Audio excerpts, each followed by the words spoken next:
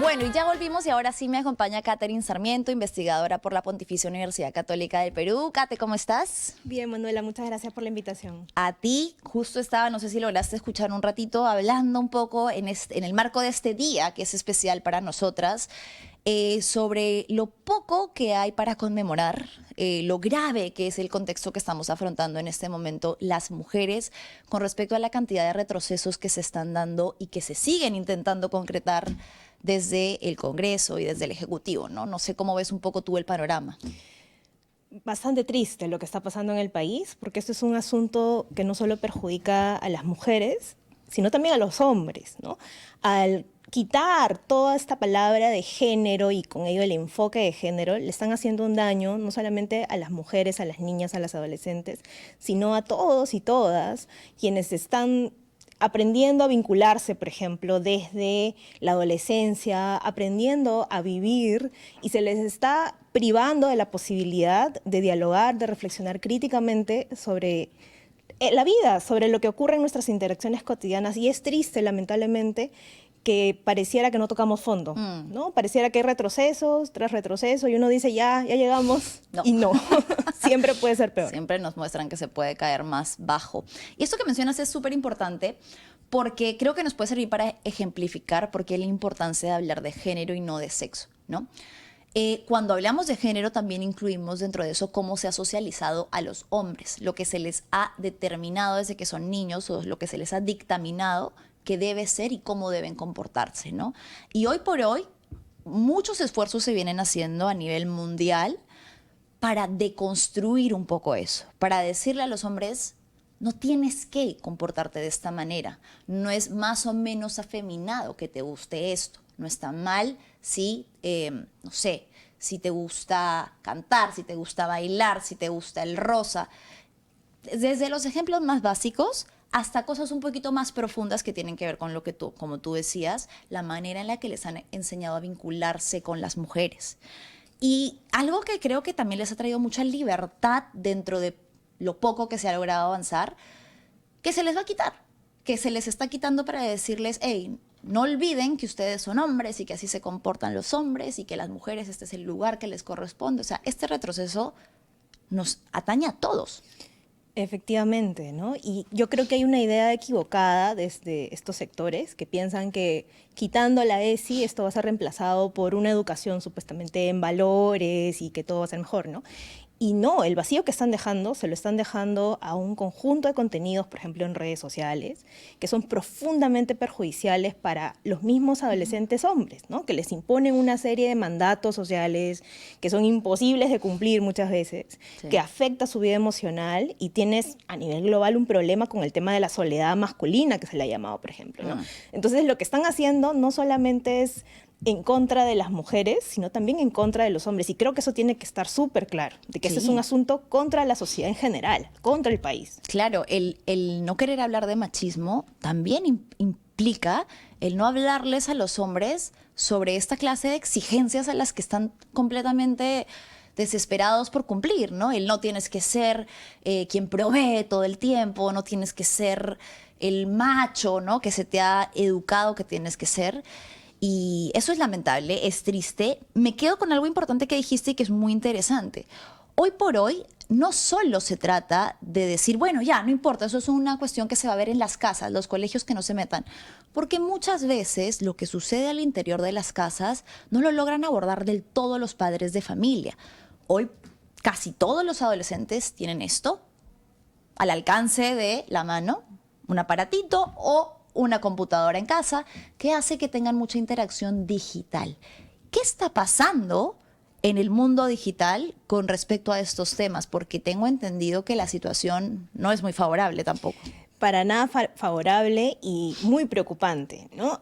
Hay contenidos de todo tipo, pero uno de los principales hallazgos de los estudios sobre estos temas es que hay una exacerbación de las posiciones más radicales, es decir, contenidos misóginos, abiertamente misóginos contra las mujeres, pero también de modelos de masculinidad imposibles de cumplir, ¿no? La exigencia, por ejemplo, del alarde heterosexual por parte de los hombres, que muchas veces los pone en situaciones de tener que mostrar hacia el mundo de que han tenido relaciones sexuales, de que tienen actividad sexual, de que tienen detrás a muchas chicas. Y aparecen estos coaches de seducción, por ejemplo, que los involucran en contenidos del tipo, esto es lo que tienes que hacer para que más personas estén detrás de ti, más mujeres además, ¿no?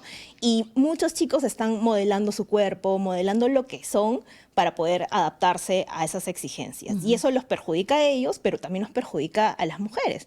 Por ejemplo, en varios estudios hemos encontrado que hay una asociación entre esta presión por el alarde heterosexual y la perpetración de ciertas formas de violencia digital, como la difusión no consentida de contenido íntimo, ¿no? O sea, muchos adolescentes ni siquiera es que quieran hacer daño, pero en aras de cumplir con esos mandatos sociales sobre la masculinidad, terminan haciéndolo y perjudicando a personas que alguna vez quisieron, ¿no? Y eso es triste para ambos.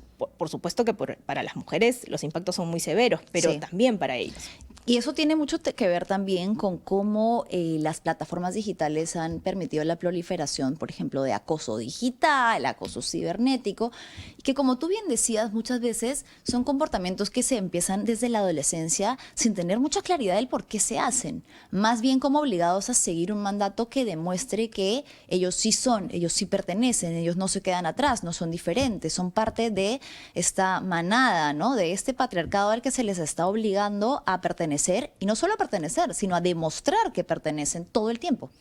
Tal cual, ¿no? Los clásicos chats de hombres, por ejemplo, que es muy común en las escuelas, no solo tienen implicancias en lo digital, sino también en el entorno escolar, por ejemplo, ¿no? Muchos adolescentes presionados por los pares, o ni siquiera tiene que ser tan explícito, pero por querer, digamos, tener un poquito de estatus, un cierto nivel de pertenencia, terminan cayendo en ese tipo de conductas sin querer hacerlo. Claro. ¿No? Y creo que eso es bien importante, porque cuando hablamos de estos temas, no es que estemos buscando más perpetradores, no es que estemos buscando sancionarlos, sino queremos evitar más víctimas, queremos evitar los comportamientos dañinos, ¿no? Y creo que en ese esfuerzo es que justamente todos estos retrocesos nos hacen ir mucho más para atrás, ¿no? Kate, otro tema importante es cuando los padres, muchas veces los escucho decir, no, pero es que yo trabajo con adolescencias. Mis hijos no tienen redes sociales. Entonces yo les pregunto, ok, pero ¿juegan Roblox? ¿Juegan Minecraft? ¿Tienen videojuegos? Sí, no, eso sí tienen. Ah, entonces tienen redes sociales. Porque en la mayoría de las plataformas digitales y de videojuegos hoy por hoy existen chats interactivos que permiten que todo el tiempo tengan contacto con personas desconocidas. Y esto muchas veces es un peligro del que los padres no son del todo conscientes, y que limitando a los hijos de información, de protección y de educación sexual integral, quizás vaya a implicar que queden mucho más expuestos, desprotegidos y con menos capacidad de identificar a un depredador. Efectivamente. E incluso la violencia que ocurre en el mismo videojuego, ¿no? Hay varios casos, por ejemplo, de situaciones de violencia sexual simbólica a través de estos juegos que implican interacción con otras personas.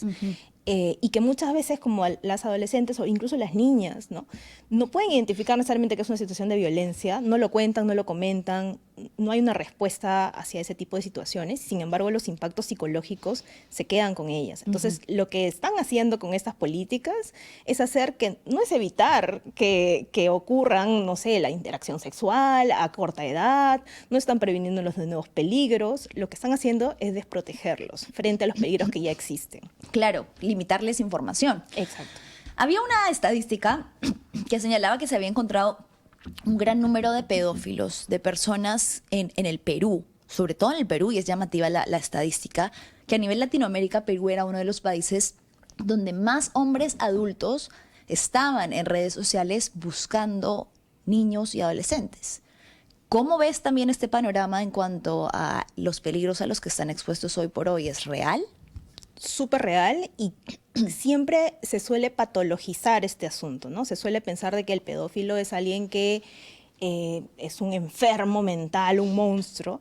Y lo cierto es que nuestra cultura en general suele favorecer este tipo de discursos que hipersexualizan a las niñas. Y hoy con las tecnologías digitales lo vemos súper claro, ¿no? Tenemos un asistente de Grok, por ejemplo, la IA de X, que hipersexualiza el cuerpo de una mujer, pero además la infantiliza. Entonces, muchos niños adolescentes están creciendo con modelos de feminidades donde las mujeres están de libre acceso. Y entonces, ¿qué socialización esperamos que tengan y qué expectativas queremos que tengan respecto de las mujeres cuando les toque vincularse, por ejemplo, sexoafectivamente con ellas? Van a esperar ese libre acceso. Entonces, no es un asunto solamente de personas enfermas, psicológicamente hablando, sino de una cultura que tolera y reproduce este tipo de conductas. Claro, y que la legitima, ¿no? O sea, desde el simple hecho de estar en una red social y ver que hayan personas que les parezca una broma, decir, ya no puedo esperar a que cumpla 18, no puedo esperar a que sea mayor de edad, cuando estamos hablando de niñas incluso. Y reitero, el factor cultural, del que a nadie le parezca esto alarmante, sino que sea una broma común entre personas, ¿no? Me gustaría que quizás, yo sé que es difícil, pero ¿qué pueden esperar o qué podrían hacer los padres de familia de repente que escuchen esta entrevista y estén un poco preocupados o digan, bueno, de repente yo no he estado del todo tan pendiente y quiero saber por dónde puedo empezar? ¿Qué primeros pasos podrían tomar desde casa? No para limitar la interacción que tienen sus hijos en redes sociales, porque eso es muy complicado, pero quizás sí para acompañarla un poco más y estar más presentes en ese proceso. Efectivamente, ¿no? Yo creo que la primera acción que hay que tomar es no alarmarse. Es decir, las cifras alarman, por supuesto, pero no podemos tomar esto desde el miedo o el riesgo, porque eso es peor. O sea, los adolescentes, las adolescentes terminan separándose, distanciándose más de los adultos que pueden acompañarlas y protegerlas. Y terminan más solas y solos, y eso es lo que no queremos. Entonces, el primer paso es no tomar esto desde el miedo o el riesgo, pero lo segundo sí es el acompañamiento empático y desde la escucha activa. Esto es súper importante porque involucra reconocer que padres, madres tienen diferentes niveles de conocimiento respecto de las tecnologías digitales, que hay cosas que de pronto no van a entender tanto, pero que al escuchar pueden entender efectivamente qué es lo que está pasando con los y las adolescentes. Y en este momento es lo que más necesitan. Necesitan conexiones reales, sentirse seguros, acompañados, saber de que lo que les está pasando es real y que efectivamente merecen ser protegidos en este momento. Bien, y por último, Kate, yo no quiero que te vayas sin preguntarte esto. Como investigadora, sé que es muy importante lo que eso implica a nivel de data. Me refiero particularmente a la ley que ha sido aprobada en el Congreso de Milagros Jáuregui, que elimina la palabra género. ¿Crees que esto pueda afectar o un poco dejar como a ciegas al Estado, sin recursos para realmente identificar problemáticas que nos ha costado mucho identificar? Completamente. En el caso de la violencia digital, una de las cosas que encontramos, por ejemplo, en los diferentes estudios, es que hay muchísima victimización en hombres. Y el hecho de que sean hombres víctimas no quiere decir que no sea un asunto de género. Claro. Quiere decir que las raíces son de género. Y si no tenemos un enfoque de género que nos permita ver eso, al final lo que va a pasar es que van a asumir que esto es violencia en general para hombres y mujeres y por igual, y no va a haber ninguna intervención diferenciada. Cuando lo que queremos más bien es que un enfoque de género nos permita decir, ok, para los hombres funciona de esta manera, tengamos intervenciones adecuadas a ello, y para las mujeres funciona de esta manera, modelos de feminidad distintos, etcétera, y poder abordar efectivamente esto de raíz, ¿no? Lo que va a pasar en el momento es que hasta ese momento, si disparamos al aire, digamos, es un desperdicio de recursos, vamos a no ver el problema y probablemente esto exacerbe más, ¿no? Claro, claro que sí. Como hubieras dicho, cuando se habla de cuestiones de género, implica cómo el género problematiza tanto a hombres como mujeres y sus interacciones en la vida en general, en la vida social. Y si quitamos esa variable, esa categoría tan importante, entonces vamos a perdernos de un montón de data que es importante para erradicar el problema. Ha sido Katherine Sarmiento, investigadora de la Pontificia Universidad Católica del Perú, a quien agradecemos muchísimo habernos acompañado.